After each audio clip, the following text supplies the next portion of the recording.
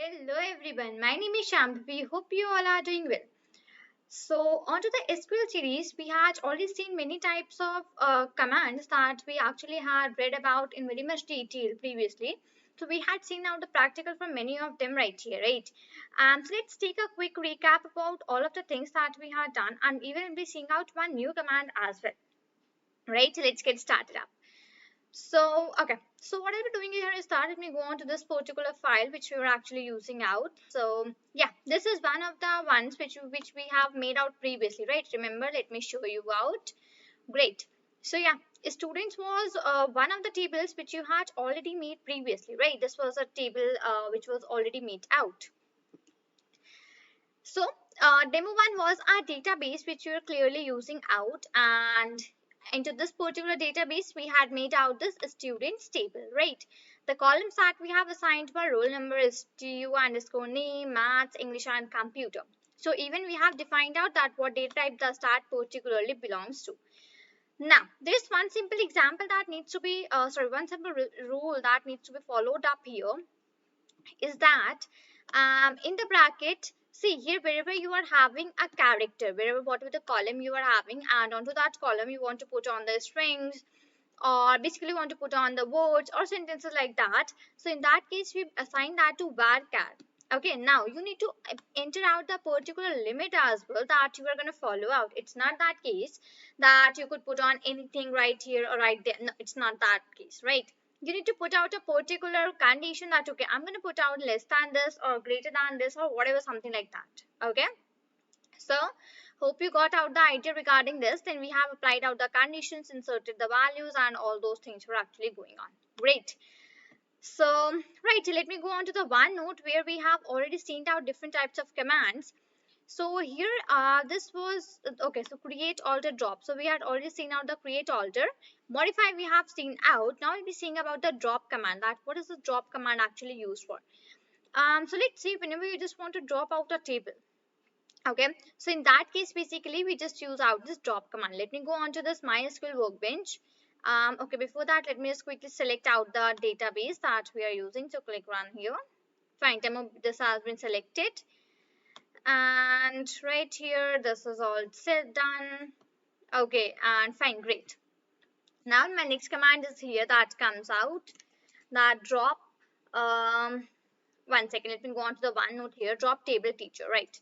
So write out here drop table, and what's my table name that I need to drop out? Let's say that's for me is student, right? This was the name actually which we had taken. Okay, that is info underscore students. We have already changed that out. So it's info underscore students, and put out the this colon and run this out here at this particular place. Right, so here it is showing that running and this much of rows affected. Now, if I go and check out the databases which are here on, sorry, I just check out the tables which are here. So show tables and put on the colon and run this out. So right here, so just now have a look that in this demo one table, the database which we have made in demo one. So onto this basically we are having only one single that table, and that's the employee, right? So what I have done right here, I had deleted out that students table name. So how I had done out that particular thing? So that was done simply using out this command that was drop. So drop is one of the commands which help you to delete, to drop out a particular table. Right here, let's say I just wanted to drop out info underscore student. So I have done out that particular thing. Now it depends on you that what table you want to drop out that particular place. Right, hope you got out a very clear idea.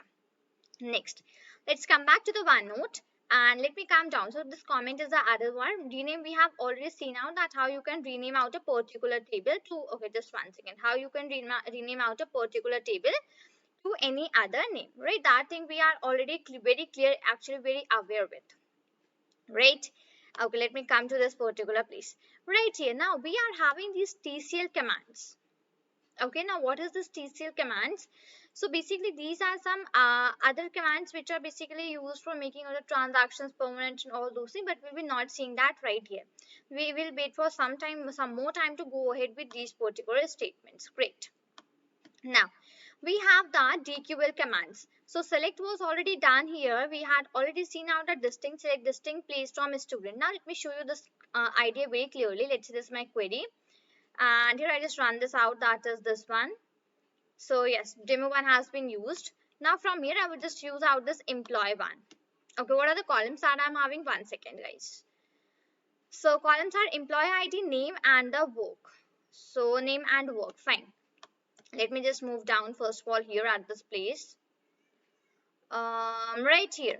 So now basically last time I wasn't able to show you out that distinct very clearly. Why? The reason was because at that time particularly there was no such column into our students table that was basically that shall show us about the clear idea. Okay, 1 second.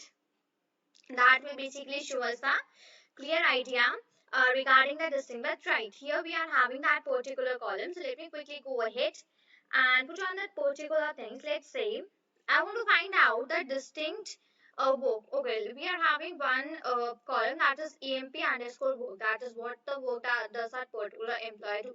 So someone can be data science, someone will be related to data analyst, software engineer, web developer. Many roles are there, right? So any person can belong to any of the roles. So from that case, I'm going to use our distinct keyword with the select statement, and that will allow me to do out this particular thing. So here it goes that select, okay, that's like this. Select, I would just write here distinct, select distinct. What I need to do is that I need to go ahead with the EMP underscore work. Let me check it out. That is this the only column or okay, that's employee underscore work. That's employee underscore work, right? So distinct employee underscore work from. What's my table name? My table name is employee. So employee. I'm putting on the colon like this. Now I'll be selecting out this particular statement, whatever I just want to run, and I'll be running that out. So the basically the distinct employee works that I'm having. First one is my software engineer, business analyst, and a data analyst. So what does this distinct function actually gives you as an output? So this particular function completely focuses on giving you the idea. Let's say you are having some column, okay, onto that particular column you just want to check out that what's what are distinct values that I'm having, right? Let's say you must be let's say this is work, this is employee underscore work column. In this column I want to find out all those particular values which are distinct to each other, means which are not similar, which are dissimilar, right? So in that case, I could simply use out this distinct function and completely allows me to give out the result of all the different entities which I'm having onto my data. Right? Hope very much clear to you. Great. After this, all keywords are already select all from places students. So yeah, this is as well one of the conditions which you could use. Let me show you how. So it goes like, let me come down first of all and remove. Yeah, it goes like select all from, and what's the table name? Okay, first of all I need to mention the column. Let's say that's em, okay, what was that? Emp underscore name, right? Select all emp underscore name from, and my table name is employee. But before that, let me quickly go above and check out that what's the column name. That's employee underscore name. Okay, that's employee completely, employee. Right, and coming down just 1 second, and let me just quickly run out this particular statement.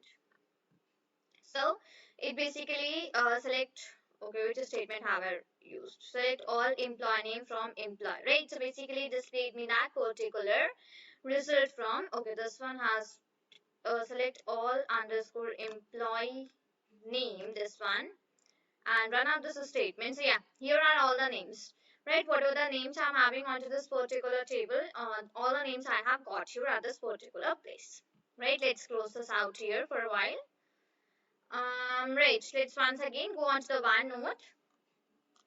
So between and not between is already, we have already gone in a very much detail regarding this particular statement. For in we have already seen that it's completely used for putting out the conditions, right?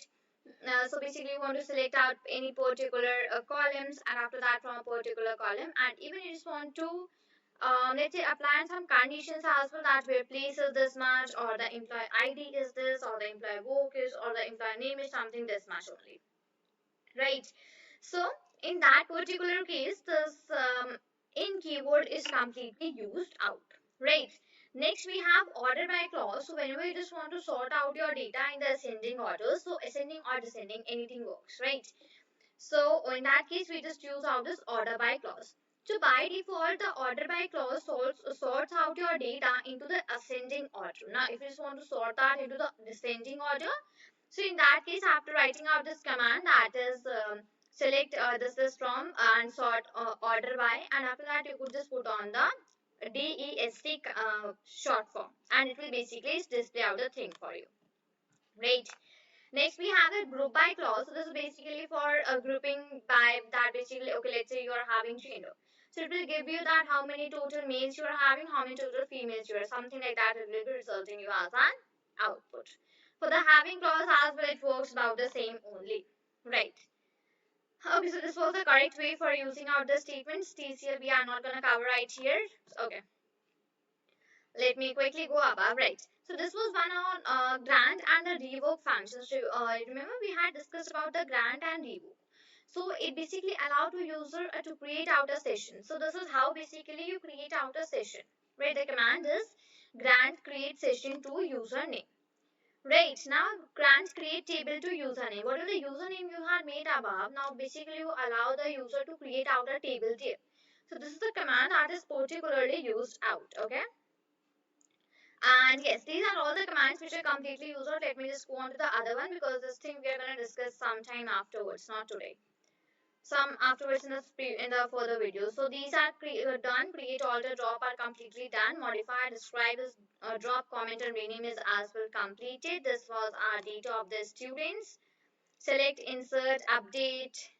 Yes, update I guess we haven't done anything till now. Let's quickly do that update one. Right. So let me just come down first of all. 1 second. Update right here. Now, whenever we just want to update out any value, so in that case, we just use out this update method. Okay. So how the command goes is for let's say I have my command that is update. What column you want to? Oh, sorry. What particular row you want to update?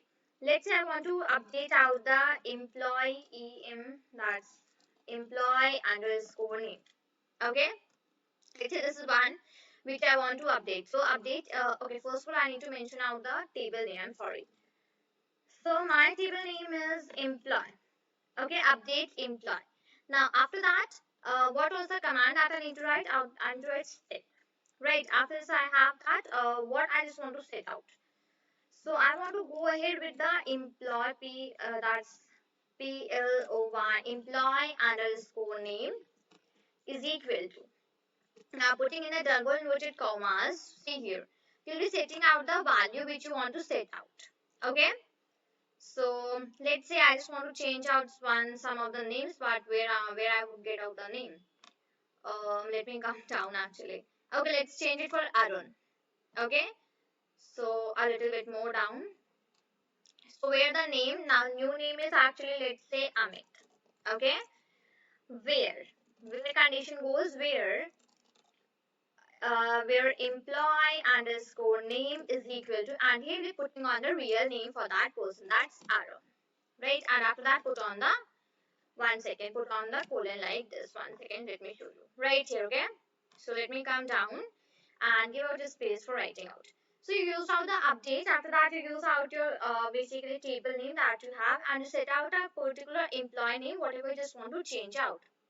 You have done that, and after that you use out the where clause, where employee name is equal to whatever respective name you just want to put.